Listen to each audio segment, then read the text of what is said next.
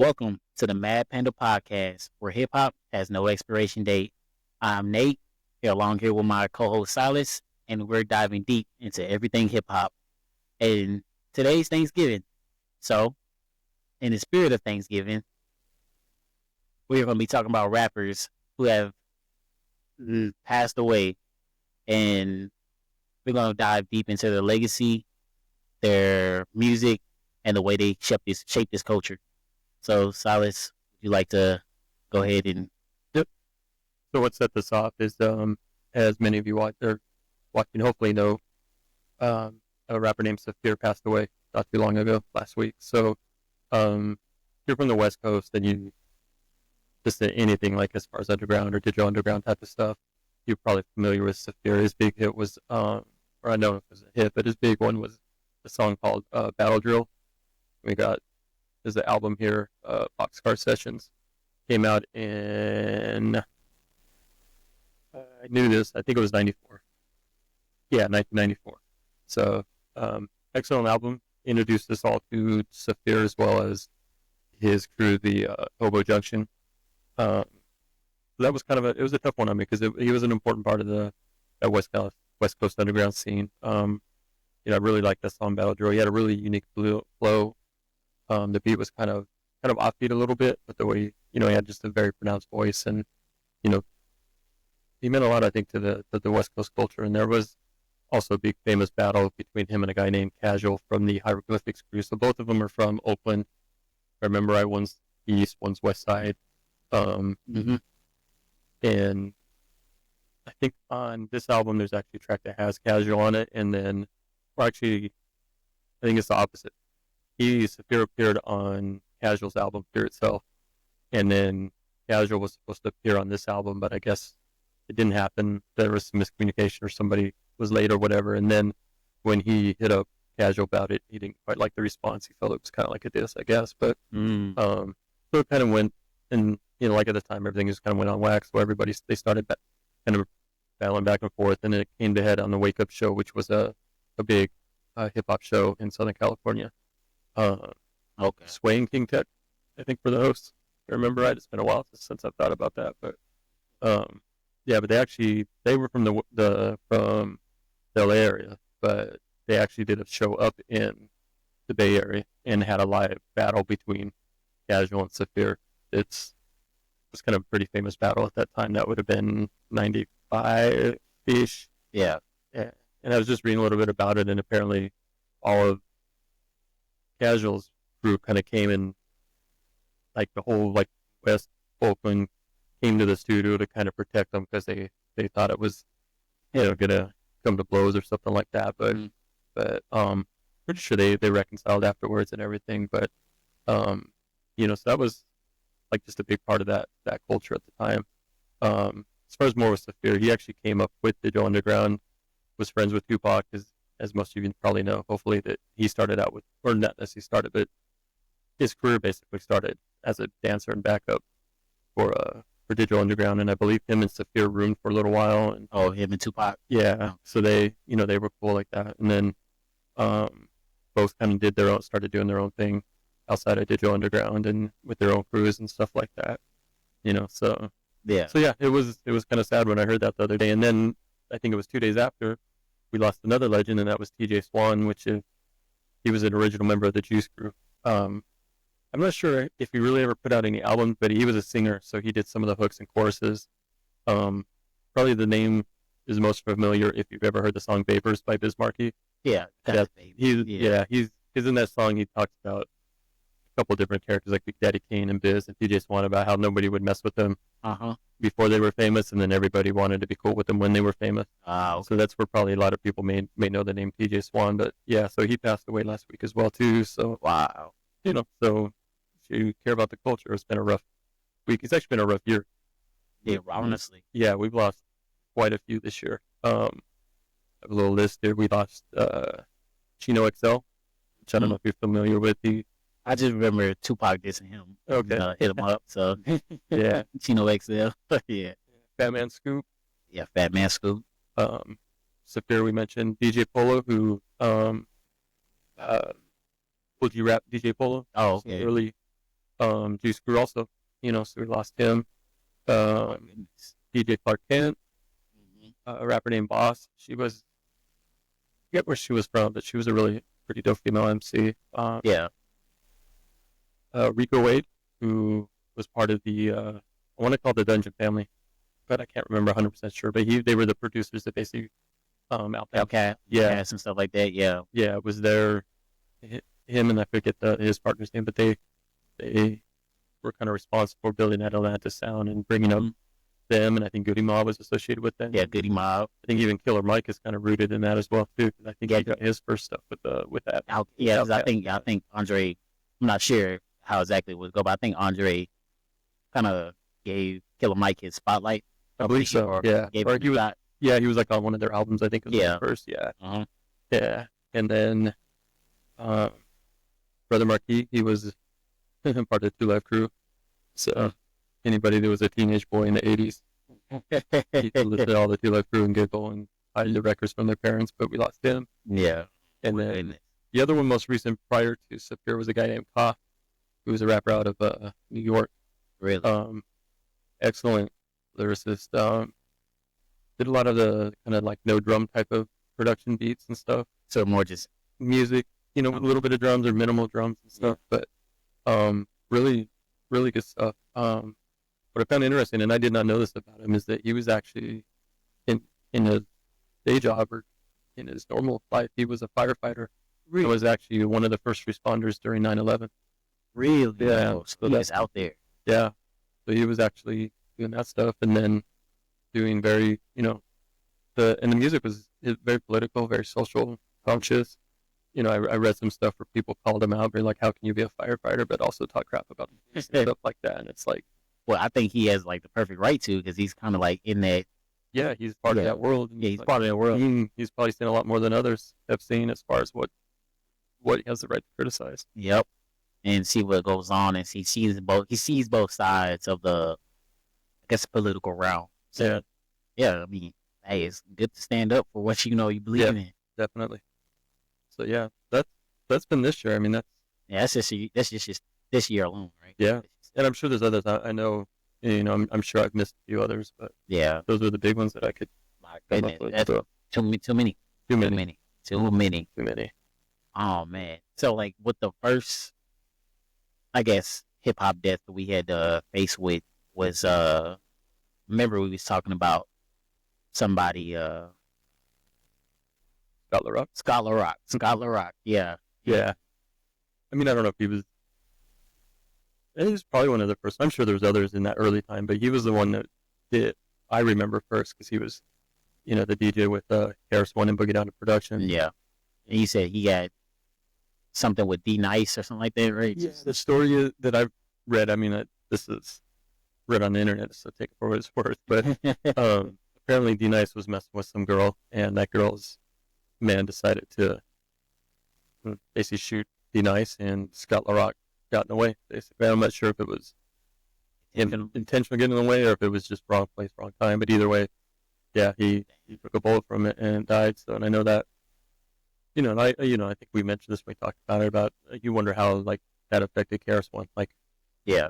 It just one of those kind of like what if scenarios. Like what if Scott hadn't passed away? Like, Yeah. where would Boogie Down Productions go? And I'd like to think it probably would have had a similar trajectory, but you just never know how stuff like Yeah. that changes people. I'm not sure like what role that Scott LaRock played for BDP at that time. Yeah. Like I'm not sure if he was He was a DJ, and I think he produced, but I'd have to look into that to find out just how much he was Yeah. involved. But I was saying like I guess the mindset. oh yeah, Yeah, because with KRS One he has his very the teacher. teacher side, and he has his his Malcolm X Yeah. by any means necessary side, which I don't know which Yeah, which if that was triggered more by the tragedy, or if it was already coming out. I mean, yeah. Criminal Minded was more of that diss type of record, the first album, and then by any means necessary, which I believe they had already recorded some of it before Scott had passed away. But Yeah. so yeah, that's where I don't know. But that album was when they really went to the more knowledge and teaching and the more Yeah. revolutionary militant side. So yeah, Which we need a lot more teaching in the culture right now. yeah. I mean, and you can say that about everything, not even just hip hop. I think the whole world needs, Yeah, you know, needs more knowledge. yeah, man. But yeah, definitely hip hop good. I mean, yeah, I think we were talking earlier over Thanksgiving dinner a little bit about hip hop and the culture and how so much of the music has that kind of negative, like, Influence. yeah, like the portrayals are negative, and then that Yeah. influence, so much of the music, promotes drugs and Uh-huh. crime and misogyny and just Yeah, like general stupidity. and just like I was saying, it was it's more affecting the kids because the kids don't realize that it's just a song. It don't realize that it ends at this song. Like that artist is not really going out there doing everything they said they're doing. There are some, but for the majority of it, it's just more of a story. They're getting paid to do it. Yeah, And adults, we know that it's just entertainment at the end of the day. However, kids actually believe that stuff, and yeah, they take that lifestyle on. And then we kind of become into a revolving cycle. yeah. You kind of keep doing, or well, you start putting these criminals on pedestals, Yeah, which you know, you got to find a while. Like a lot of them don't end up in good situations. no, You know, no. Most of the stories of, like, in the real world, like criminals, like drug kingpins and stuff like that, yeah, don't end on a happy note. no, They're, not at all. they may be rolling nice cars and money and women for a while, but Yeah, at some point, everybody gets that they ticket. yeah, yeah, So that's the one side that hip hop doesn't show, or that because we glamorize the lifestyle, the the lifestyle of it. the Yeah, money and drugs, I mean, the glamorous side of it. yeah. I mean, especially when you don't have much, Yeah. it definitely feels that when you see somebody who does have something that you want, you are more willing to take that route. Yeah. Because it seems more attainable, especially with somebody who looks like you as well. Yeah, I mean, yeah, if you grow up and you don't have food to eat every night, and, Yeah. Your parents' cars are broken down, Uh-huh. or you don't even have parents or whatever, or and then you see this guy in video, and he's selling a little bit of dope, and he pulls up in a Bentley or whatever. It's like, okay, And that even looks like a seeing good way to go. even seeing it around you because it's not that far No, from where you stay at. yeah, So, and a lot of that stuff can lead to, or a lot of that stuff does lead to bad life choices at the end of the road. yeah, A lot of them regret the life that they go down. yeah, And I would like to say, I would like to say too, also with the topic that we have on today, I'm not sure if this is the biggest death in hip hop, but this is definitely the most conspiracy theorist one, and it's definitely Tupac. yeah. There's a lot of people out there who still believe that Tupac is alive, and they swear up and down that he's somewhere in Cuba right now. So, Yeah, hanging out with the. I don't know if that's not his real aunt, but it's not a secure, right? yeah, Yeah. yeah. Who knows? I mean, maybe he's down there with Elvis, and they're just chilling in Cuba. Yeah. Yeah. But for me, since I was born when he died. I think it's the same year he died. I was born. I mean, to me, he's always been dead. Yeah, he's always been Yeah, but I can only imagine because I know how Pac was so impactful in his era that that you don't want to believe that hope was gone. And I'm not saying that the fact of his Pac's music was definitely like uplifting and educational or nothing like that. And he definitely had his songs and his but I think it was just more a fact of his character and what he stood for. And yeah, I mean, he was definitely an interesting character. I mean, he, for all his faults, I mean, the whole thug life thing. yeah, The same side he had, Brenda had as a baby, and I should remember some more of these songs, but there was definitely some more positive a lot militant songs. Yeah, like that's Your Mama. So he was definitely kind of very much a contradiction where he was very adamant and very, power to the people, revolutionary. Yeah. but at the same side, he was doing his thug stuff, Yeah. And I mean, I grant that he was only, what, 24, 25 when he, or maybe 26 at the oldest when he passed away. Yeah, I think 25 is Yeah, so, away. you can only imagine, like, if he, you wonder where he went, where he would have gone, like, if he, because I think from what I read a little bit, he was kind of starting to go back more into the militant, or more into the positive type rap. in his mindset and stuff like that. So who knows where it would have come, But yeah, I remember when that happened. That was pretty shocking.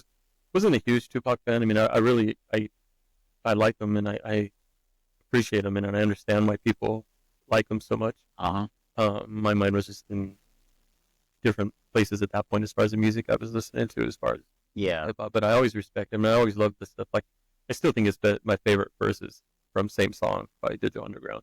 Yeah, but that was Tupac. Yeah, where it was. I mean, he looked like he could have been part of Native Tongue, in the video. Yeah, you had that look, and then all of a sudden he's like hardcore. Yeah, he's got thug like that. I was like, wait a second, but I still, it was pretty shocking when he had passed away. Because to be shot like that, it was like, wow, like it still sends ripples through today. For Pac, at least, because he's like the number one. Everybody says, "Hey, who's the top 5?" Pac is like most people. Most people. Yeah. And like I said, he like lyricist wise, I feel like Pac can still get like smashed by some of these other artists around him. Yeah. But it was just say he was so powerful with his vocals, and he meant what he said, and it was more like the whole package. Like He had the whole theme with him, and he made you basically believe what he said, and it was just so uplifting. Even though he was might be saying some bad things, like Hail Mary and stuff like that. It just you felt that. You felt that with Pac. With him, I never really felt like he was glorifying things. It was just kind of like storytelling, and as far as some of the more like negative type of imagery or whatever. But I never got the feeling like he was just doing it for the money. It was more, he was just kind of that was his world, because he did come up in various areas, so I know he experienced a lot of that stuff, and then just the different things that he went through. So but no, I think you're right. It's probably one of the biggest tragedies, and Notorious Big is probably another big one. Yeah, that's what I was going to bring up. In fact, that they've always been kind of connected, almost in the same breath. There's always the rumors that, like, Puffy killed Tupac and should killed Biggie, and nowadays it may seem like maybe Puffy killed everybody. Who knows? Yes, right. Maybe Puffy's the one that killed Scott LaRock. Who knows? Yeah, Puffy's connected. So he's connected to everything. Yeah, you don't know where that's gonna go, but yeah, that was another big one for for hip hop as well. I think we've talked before. Like, at the time, I was not a Biggie fan, just because of Puffy. I was never a Puffy fan, and the whole Bad Boy sound, that whole kind of glimmery, just shiny suits. And I came to respect Biggie a lot more later on.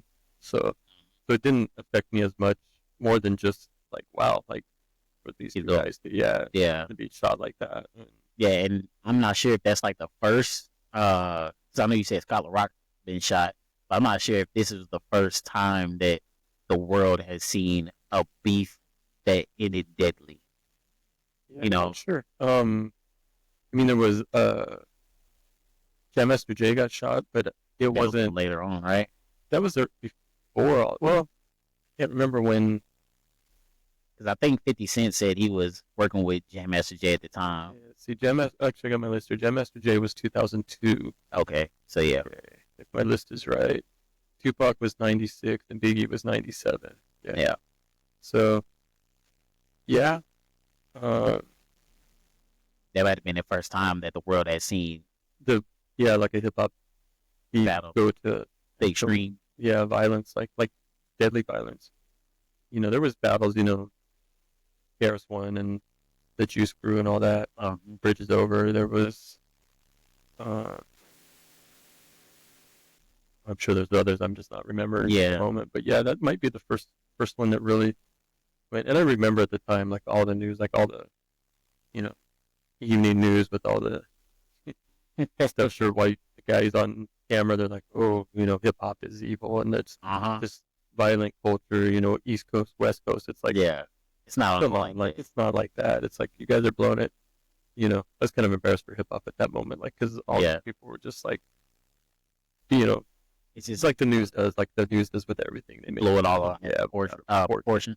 yeah, Yeah, I'm gonna only imagine at that time what it was like. You know, just especially like I said, it might have been the first time that the world had seen yeah, superstars on that level get gunned down. yeah. Because if you think about it, I mean, '96, so hip hop has been big for a while. You know, like in the mid '80s, you started seeing Run DMC and stuff, but it still was not pop music. It wasn't mainstream. Yeah, There was flashes of it popping up there. You had like, you know, Will Smith, you know, Jazzy Jeff Smith, Fresh Prince. You had Hammer and you know, Vanilla Ice. but they were still kind of more friendly. Yeah, but just in general, as far as hip hop, like you had a handful of artists that were big, but by early '90s, mid '90s, that's when the like you know the whole Bad Boy thing became huge. So you had all these, you know, so MTV basically started running. Back when they did actually run videos, it was like a lot more hip hop videos. You know? Got you. And this wasn't when it was MTV Yo. It was no, this was just like on general. In fact, I think Yo MTV Rap was gone at that point, if I remember right. Okay. It may well, I'm not sure. I'd have to look back, but at that point, I wasn't watching it. It wasn't showing anything I was interested in at that point. But yeah, anytime you'd be watching MTV and it's like, you know, here's a Red Hot Chili Peppers and here's Michael Jackson and here's Tupac and yeah, you know, so he would it was like right in there a little bit. Yeah, yeah, you know, and even on you know radio stations, you started seeing it more. So now, at that point, hip hop is starting to become a global and like national phenomenon, and then all of a sudden, the biggest names get shot, and not just shot in the street. I mean, where Tupac got shot on the Las Vegas Strip, I think, and Biggie was in Hollywood, right outside was it the Vibe magazine awards or something like that? I think. I just know that shot in LA. So it's like, yeah, not just it wasn't like you know getting shot in the hood or anything like that. It was like you're right there in the world, like the mainstream world. So yeah, but I did it, you know, yeah. So like with those two, definitely they help shape the culture as well. Yeah, and definitely boosted it up to a point where everybody got to see what hip hop was, even for its bad parts as well. Yeah, kind of with the negatives. And everybody. But they did, you know. I think it also made it more popular because then, like, all the parents were like, "Oh, you can't watch," you know, all the white kids and with songs, and their parents were like, "You can't listen to hip hop," and so they went out and bought every rap record they could find. You know, so in that sense, it'd be outlaws. It became taboo to all the kids. You know, and that's why I was trying to listen to Two Live Crew when I was a kid. It was like, oh, my parents won't let me listen to this, so I got to listen to it. I got to check this out. I definitely got to. You know, as soon as my parents told me not to listen to Run DMC, that's when I went and got a Run DMC. Oh, yeah? Yeah. So I was like, oh, my parents don't want me. I got to check this out. Speaking of Run DMC, since Jam Master Jay had passed away, right? Like we said, you said that was happening in 2002? Yeah. And I think just recently they arrested the guy. Really? Finally, yeah, or something. There's something happened with it. I'd have to look, but I just remember recently that came up. Oh man, well that was good news. Yeah. Wait, I'm not sure what because I know Jam Master Jay was just the DJ, right? Yeah. Of the Run DMC. Yeah, Run DMC. And so I'm not sure because at that time, 2002, I believe Run DMC was kind of at its end. Yeah, I don't think they were all that relevant at that point anymore. I'm not sure when Down with the King came in. That was like their last, I think, group album, if I remember right. But, yeah, but they were still like the King. That was one of their. That was a song in that. I don't know if that was the album or not, but I think it might have been the name of the album as well. Okay, too. But yeah, I mean, they were still like big names in hip hop. Yeah, people knew them and people looked for them. Yeah, I mean, I feel like at least for me, they are the ones who started hip hop. I mean, I know that. I know hip hop was birthed in the Bronx or whatever, like New York. Yeah, but I feel like as our first kind of forefront leaders, it was Run DMC. Yeah, they were the first ones that were out on tour, like nationwide tours and selling out. I think they even toured with Madonna at some point in the 80s. Really? I think. And, so they really brought hip hop into, to the living rooms of towns all over the world, all over the country and stuff. So, yeah, so they were, so they were always very well respected. So that his death was stuff that one probably got. Yeah, well, for a lot of people, I know when I was hearing about it, or like when I heard about him dying or like that, I didn't really feel the sentiment because I didn't really grow up off of Run DMC like that. Yeah. However, when I did hear people talk about Jam Master Jay, he was like, "Yo, like he was our founding father of of hip hop." Yeah, definitely, he was one of them. So, yeah, I know it had to be a really tough loss for the culture. Yeah. Yeah. For me, I think the most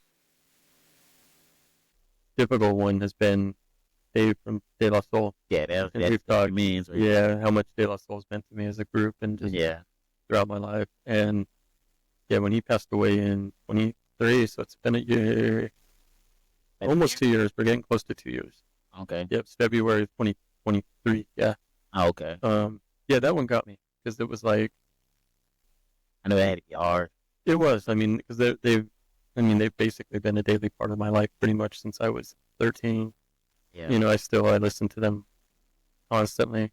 Do you remember where you were when you heard the news? I was probably sitting right here because I was working from home at the time. Yeah, and I was probably just sitting here and just saw it and probably just stared at the headline probably for 5 minutes. It was like, wait, what? Yeah.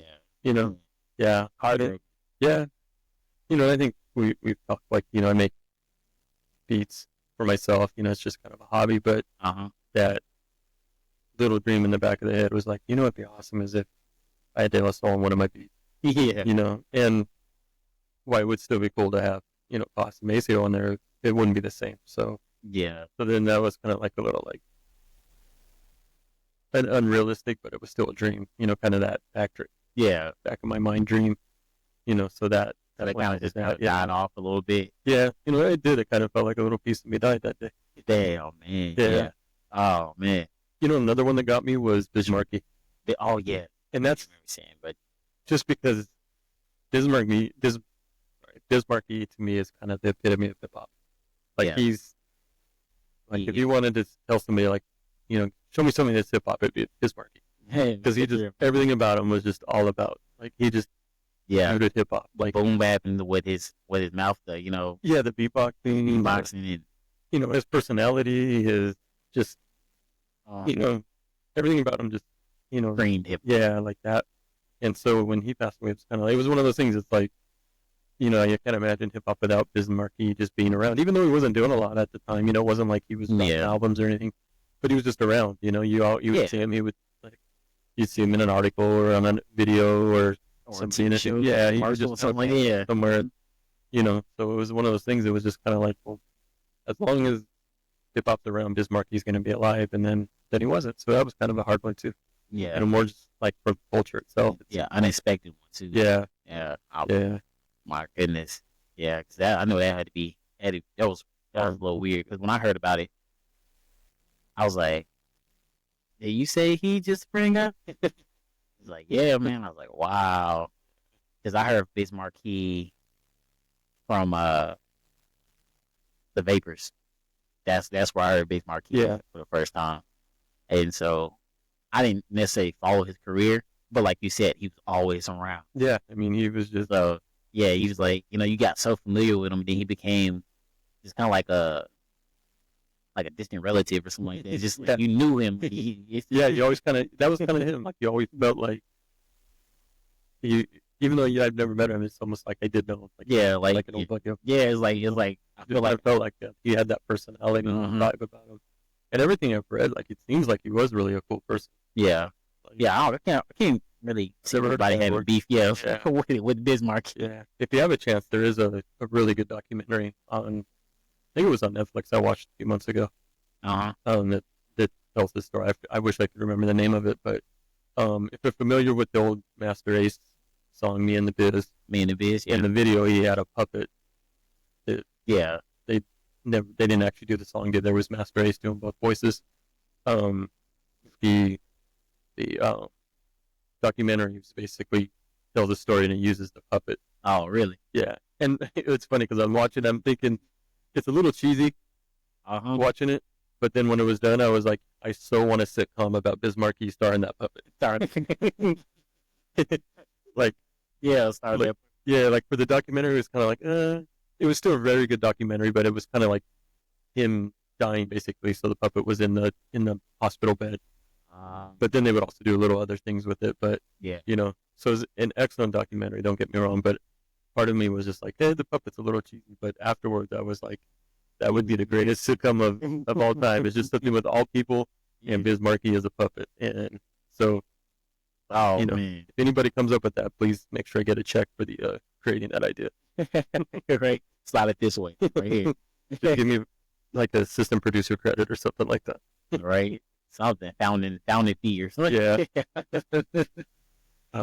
So for you, I know we talked about mine, but what? Yeah, for me, there's been like a handful of people that kind of just hit me hard. I say at least for the hip hop world, it was XXXTentacion, and not necessarily because of it was more of a shock when with X. He had his problems and stuff like that. However, when he was gunned down, he was on the right track, and he was like straightening out. Yeah, he straightened out everything, and it was crazy because he had all these problems he had with other people, and it's kind of like he knew something was gonna happen, like in the back of his head, just because when he had his problems with his person that he came up with, he fixed that with him. Then making amends or whatever. Yeah, he's making amends, and I don't know if you remember, he had if you ever seen a video of him getting knocked out on stage. Huh. Yeah, he had some beef with somebody, and I guess like in California or something like that. He played a show in California, and they ran up on stage and knocked him clean out. And even with those people, he made amends with them as well. And then he just kind of, and then he was doing charity work and everything like that, and then he just ups and dies. And it's like it was just. Who did they figure out who shot him? Was it? They found it was like 3 guys. I think it was on purpose, or was he just wrong place, wrong time? It was on purpose. They knew who he was. He was going to go buy a motorcycle or something like that, and they walked in the dealership with him. They kind of scoped him out. So when he was trying to exit the dealership, they, he T-boned him, but stopped in front of him and then ran on with guns. They tried to rob him, but so they were trying to rob him was the purpose, or were they retaliating? Yeah, I think they was trying to rob him, but they ended up, killing him instead and taking the rest of the money he had on him at that time. So those guys are caught. I'm not sure if they got sentenced yet, or see what their fate is yet, but they got caught. And also another one is Nipsey Hussle was another one that took me by surprise, because Nipsey was how can I say this? Nipsey was Nipsey. He was I think it was a Rolling 60s Crip, but he had a heart of gold. You know what I'm saying? It was just, that's what it was. He was building his community. I know he did a lot. He was like investing in the neighborhood and actually sponsoring businesses, and had his own. He had his own shop and stuff. Yeah, he had his own shop. Like that's where he was killed at, right? Yeah, like outside his shop. Tragically passed away in front of his own shop. But he was kind of like that a leader for the community in Crenshaw. Right. He had his own brand, the Marathon Continues, and with his whole clothing line, it was kind of taking off as well. Then he had his like you said, he had like a business sponsor, or I think it's called Vector 80 or something like that. If I'm getting it wrong, my bad.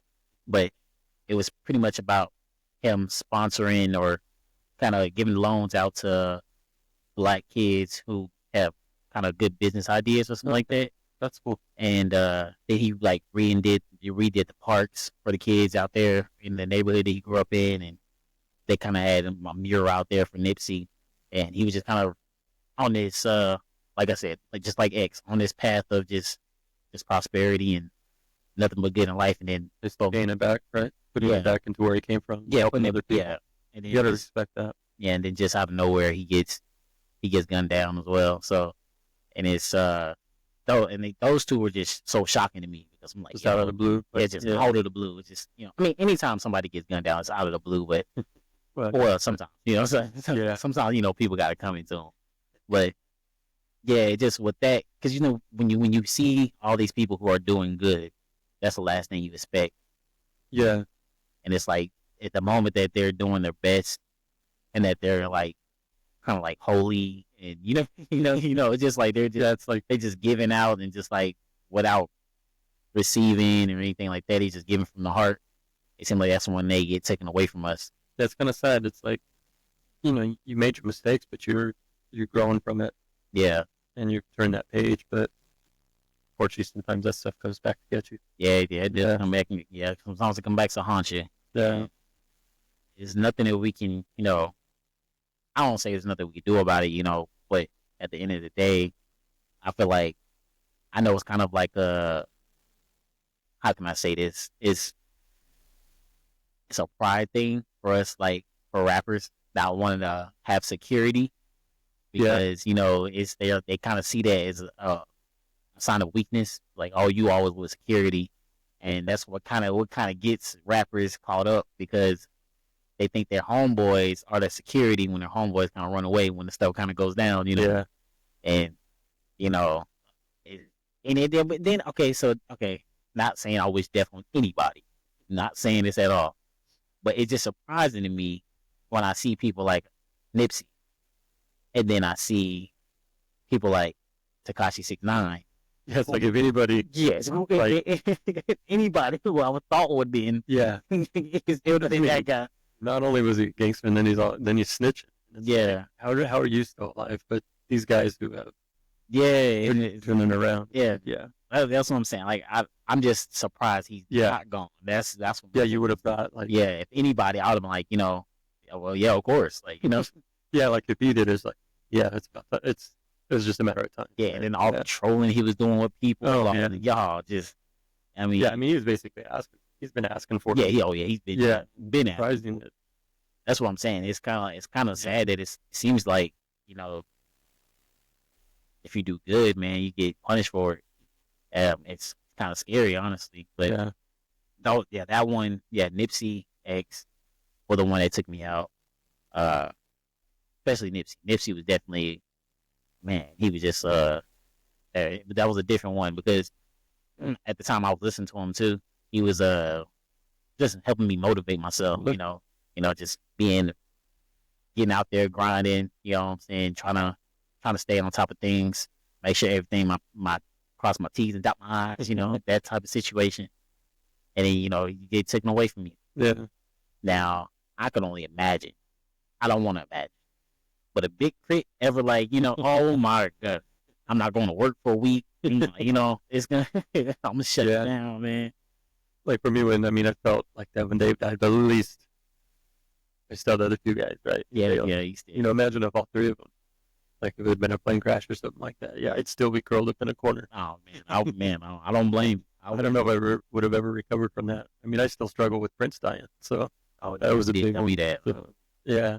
A lot of people do too because like Prince was he was another one. It was just like Prince is just always going to be around and always making music, Yeah. Like, and then for him to die like he did, it was like kind of a I was sitting at work when I was still in California. And they like I saw something that popped up, and I was like, nah, that's a fake one. And then another one popped up, like as I think scrolling through Facebook or whatever, and it was like, nah, these can't, none of this can be real. Yeah. And then I got a text from somebody, and everybody, I think it's real. Yeah, that one might have actually brought a tear to my eye. I wouldn't blame you, man. Prince was definitely a living legend at the time. Yeah. So, that's how I felt more bad for Michael Jackson though, from my end, just because I was more of a Michael MJ fan, and when he passed, the crazy thing was, I was not gonna go to his tour, but I thought I had like hopes of always going to see him. That this is it tour or whatever like that. Like, man, I gotta see Mike. This is gonna be the last tour. Then he ups and dies. Yeah, and when he died, I felt like a family member died at that point because my mom had like mad Michael Jackson CDs. She had Prince too, but I That listen, was I listen to more of the Michael Jackson CDs because like I like the way he moved, the dance and stuff like this. So I thought it was cool. And of course, he was like the king of pop, so everybody knew him. yeah. And yeah, when he died, I was just like, yo, man. And that one was kind of unexpected too. Yeah, Like, yeah, again, it wasn't like anybody that like wasn't like he was asking for it. I mean, although some people may say he was with some of the accusations, but, yeah, but he wasn't out there, yeah, you know, definitely, yeah, yeah, yeah, yeah, yeah. You know what I mean? Yeah, I know what you mean. Yeah, so he starts a tour and he just dies, yeah. and yes, scary. That is scary. Um, Another big one for me is Gift of Gab. Gift of Gab. I don't think I heard it. He was from a group called Black Delicious, out of the Bay Area in Okay. California. Um, Incredible group. I'm surprised I haven't talked to you about it. It's probably been on my list, but Mhm.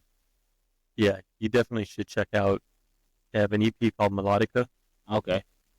That one's excellent, and then an album called Nia, Nia, which is interesting. It's my daughter's name, but it wasn't. Nothing. No, it wasn't. Relation. No, but it's a Swahili word that means hope, I believe, if I remember correctly. And that's what dope. yeah. That is But dope. that album is really an incredible album, like very soulful, very spiritual, Yeah. but also just good hip hop. Him and Chief Excel, he was the producer and DJ. They're part of this collective out of the Bay Area called Soul Sides. Soul Sides.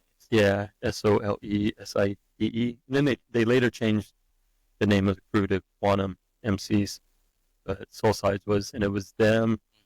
So it was Black Delicious. It was DJ Shadow, which I don't know if you're familiar with. He's a huge instrumental hip hop producer. DJ, yeah. I mean, if you might have heard some of his stuff, but I don't think I've heard it. Probably not. I mean, you'd have to be more into like the DJ culture and stuff, I think. Okay. Or, excuse me. He did some stuff with like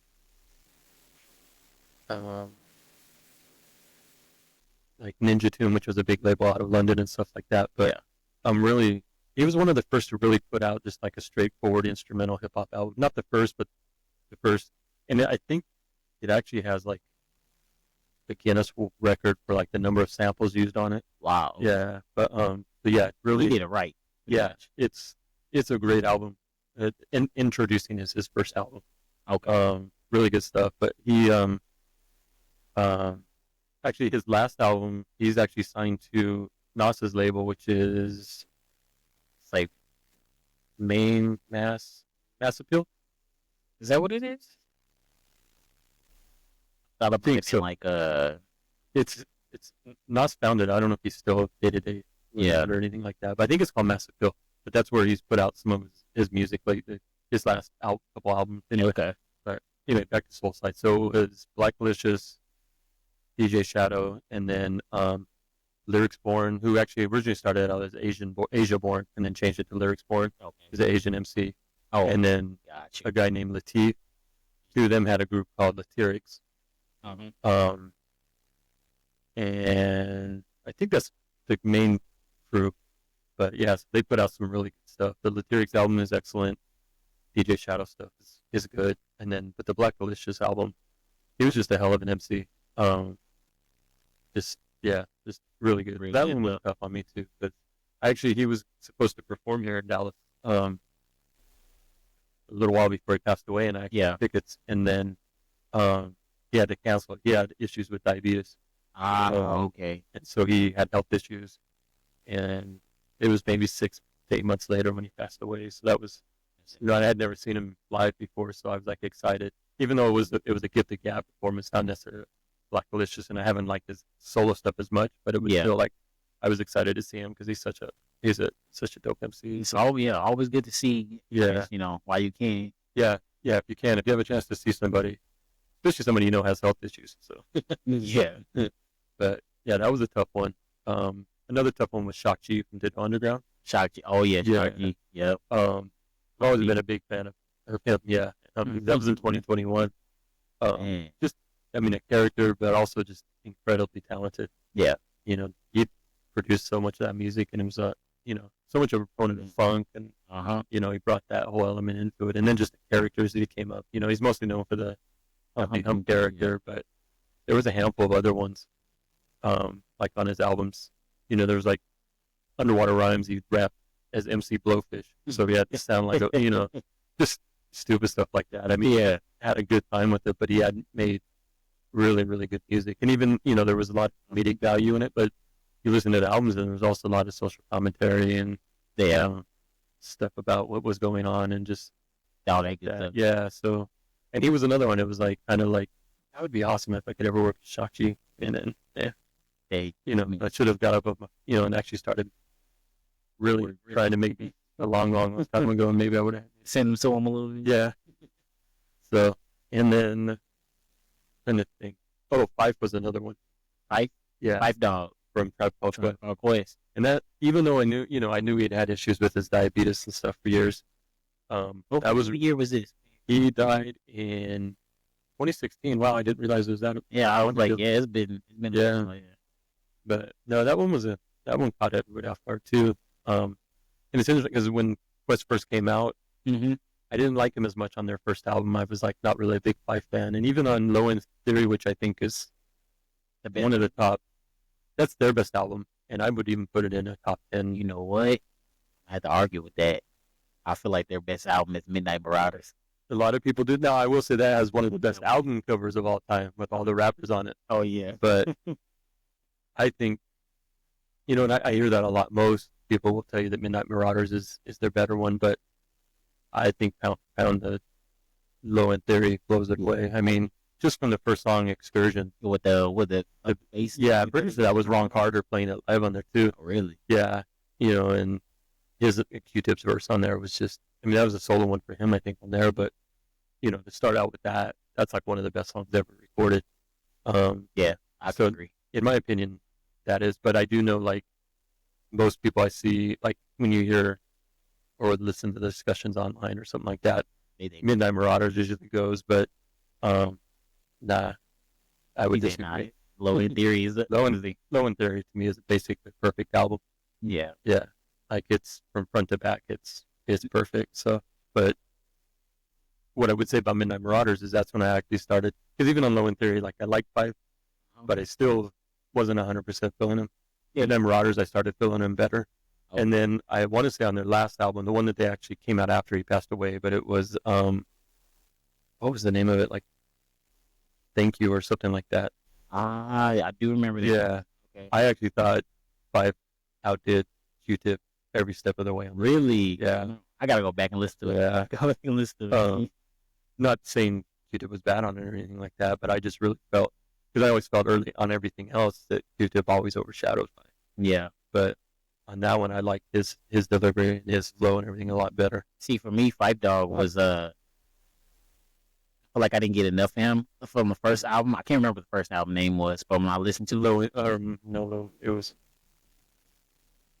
I forgot what Past the Rhythm, something like that. Because it was like a long name. Yeah, but I feel like Fife Dog was barely on that album. He wasn't on as much. Yeah, he was on like Can I Kick It? Yeah, and then when he was, it was like yeah, it wasn't nothing special. But yeah, and then I feel like Low End Theory. It's like each step of the way he kept. Yeah, he got better and better. Yeah, like Butter was a really good track by him, and Bugging Out I think was a really Bugging Out. Yeah, that was a cool, like with the weird little eye thing. Yeah, we used to have them. Yeah, I think they're like from like when you do like like when you do tanning salon. Oh yeah, those little eye covers on you. But no, that one, it was hard when he passed away. Again, it was just kind of like, these guys are like, that's the thing. These guys are all like my age, like maybe 5 years older than me, So I'm coming up in the 80s, I'm age 16, 17. These guys are 18, 19, 20. Yeah. They shouldn't be dying. They still be here. I'm like, wait a second. Healthy. I only have like 5 years. I'm diabetic as well. So like, you got him that passed with diabetes. You got Gift the Gab. But that makes me like, scared a little, mildly freak out that I get a little bit. Yeah. I don't know. Maybe just the stress, because not only, I mean, outside the violence of hip hop, but we also got like being a celebrity. Yeah, being a celebrity, and then like when like Black Delicious case, I don't think they were ever making. They weren't wealthy by any means. They weren't selling out tours. They were doing small tours. They were definitely like a higher end of the underground groups. Yeah.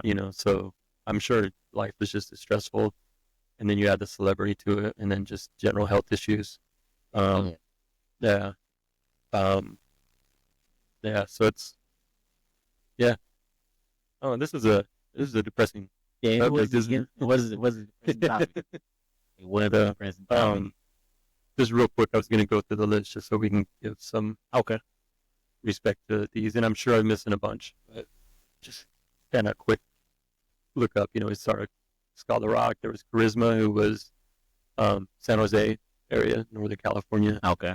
There's a guy named Peanut Butter Wolf. He's a DJ. He owns Stone's Peanut Throw. Butter Wolf? Yeah, he's a DJ, producer, owns a record label called Stone's Throw. Yeah. Which is big, where Madlib has released most of his stuff from. So he's a big part of that.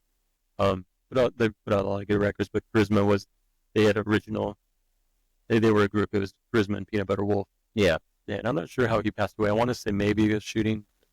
Not sure on that one, but yeah, definitely missed. Easy, he passed away from AIDS in 95. Tupac, Biggie, 96, 97. Big L. Yeah, which, yeah.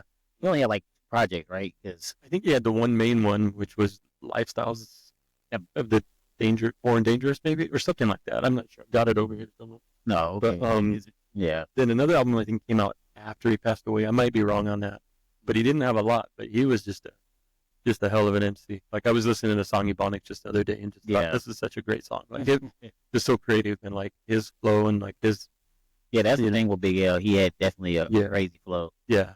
Oh, speaking of Big Pun. He's on my list there too. No, he is going to get them. Yeah, Big Pun. Who? I've never been a huge fan, but I get it. Yeah. But I never was a huge. He always had that line. I think the main thing that capitalized people was Big Pun's flow and how he could keep his breath going, even though he was a heavy set guy. Yeah, and then he had that. I know he had that one. He was like something down in the middle, a little. Yeah, he goes like, "Oh, boy, nasty with it." But yeah, and then of course he had his mainstream songs, but Pump. And that's probably why I wasn't his biggest fan, because that's where I saw most of his stuff was more mainstream, and I saw. And we've talked, I think, in the past about like kind of that period. I was really focused on West Coast underground. Yeah. So I wasn't really listening for, anything coming out of New York had to be like more underground type stuff. Yeah. So anything that was kind of more seen on that main street, I'm like, player, I just crush them. Yeah, it was like, it didn't appeal to me at all, so it's definitely something I need to go back and probably dig into his deeper cuts. To give it a chance. Yeah. Yeah. He has some crazy stuff. Yeah. The one on my list right before him was DJ Screw, which we talked about, which I know. Robert Earl Davis. Yes, indeed. We were talking earlier about that, and I was like, California, I didn't get it. So it was definitely a Texas thing, but I know he was big out here. So. Yeah, most definitely. Yeah. DJ Screw hit everybody heavy, though. Yeah. I was too young to remember, but I still felt it. Yeah, because he lingered on that old chopped and screwed up everywhere. Yeah, DJ Screw, like, because he birthed that whole slowed and chopped and screwed. He birthed that. So, and have him go on, and he kind of helped put some of these legends that we from the South on, and having the whole collective like the Swisher House and all that stuff like that.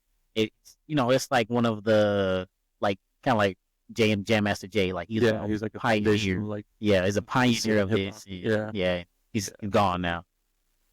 Let's see, Big Pun, Jam Master Jay, Mac Dre, who was from Northern California. Yeah, hear a lot about him. Yeah, he's one of those, like, I know he was big, like if you were into the kind of more gangster, or that Oakland sound. Yeah. I think that was him. So he had like more of an Oakland sound. I believe so. I'm not a huge fan. I'm familiar with him. But same here. I ain't gonna say I'm familiar with him. Because I never really heard the song. I just hear about Mac Dre a lot. Yeah. A lot. Like everybody knows about Mac Dre. Yeah, there's a lot of people that really gave out him. Proof, who part of Eminem's crew. Mm-hmm. I think he was the one with the dreadlocks in the movie, right? No, no. That was what you call it? He was an actor. Yeah. No, I know it wasn't him, but that was his character. Oh, That, like his inspiration. I guess yeah. He was kind of the one that. Yeah, I've heard he's the one that kind of taught Eminem how to rap. Yeah, I've kind of heard that. yeah, and they always go back and forth, and to kind of like go off each other, and stuff like that. Yeah, kind of had like little drills and stuff like that. Yeah. So yeah, definitely proof. Jay Dilla, who Dilla, definitely. I mean, huge impact on hip hop. Yeah, I mean, I think one of the best producers. Yeah, like I said, I got like feelings about Jay Dilla. Beat wise, it's one of the, like some of his beats are incredible. Others not always feeling, but the overall like aesthetic, the way he produced, kind of like the way he off. Yeah. I think pretty sure he produced Stakes is High. Pretty sure that was his beat.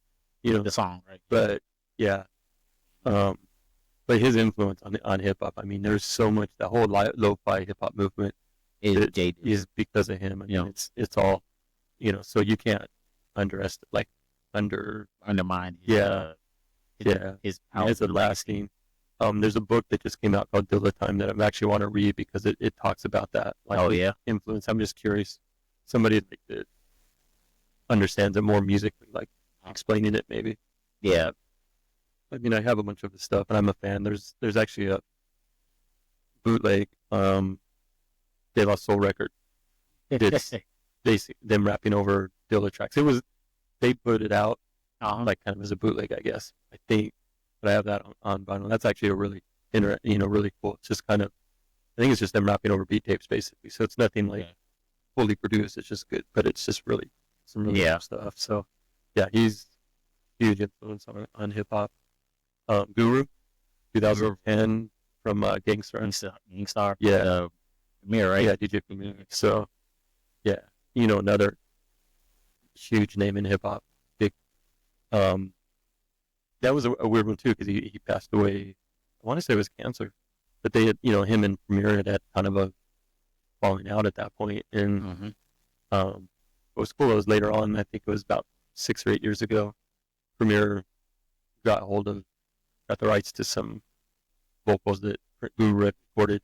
Yeah. And then he put out an album. I can't think of the name of it right now, but it was actually a pretty solid album. And then just recently he dropped a new track that's Premier produced with Guru that was pretty cool. So that gets into a whole nother story that we probably don't have time for about dealing with people after they're dead and capitalizing on it. But maybe we'll save that because we're already how long we're in there. We're already at the hour mark. So okay. Let me finish with my list here, just to want to give people credit, or to give the flowers to these people. Prodigy, Mobb Deep, Mac Miller. Somebody I'm not too well versed in their catalog, but I know Mac very well respected. Yeah, definitely. Yeah, definitely. He definitely. We can talk about him another day. Yeah. All right, we'll do one on that. I'll actually have to do a deep dive and then we'll talk about it. You mentioned these two, so Triple X, however you say it. I'm not gonna. XXX. There you go. Thank you. Nipsey Hussle, and then Juice WRLD, Pop Smoke. Those were 2019 and 2020. Gifts of Gab again. DMX 2021. That one was a huge one. I think that really affected a lot of people. And I can't remember. I think he died from health issues. But I don't remember. Maybe. Yeah, I don't want to. It was health issues. Yeah, but that one, my wife is a huge DMX fan, and that one really hit her. What was really cool about that one was watching some of the stuff about his funeral and the parades there in New York. Yeah. Just how much the people came out for him. Yeah. So that's been cool, like even with like Biggie and stuff, like seeing the murals and, the city really representing and respecting him and the people coming out. And the DMX stuff, that was really, if you get a chance, just go on YouTube and look up like the DMX funeral procession. You got guys like going down the street in New York on, four-wheel. Sorry, everyone. We had some issues, and the last few minutes did not record. We will probably cover what was missed at the start of the next episode. As always, thanks for watching.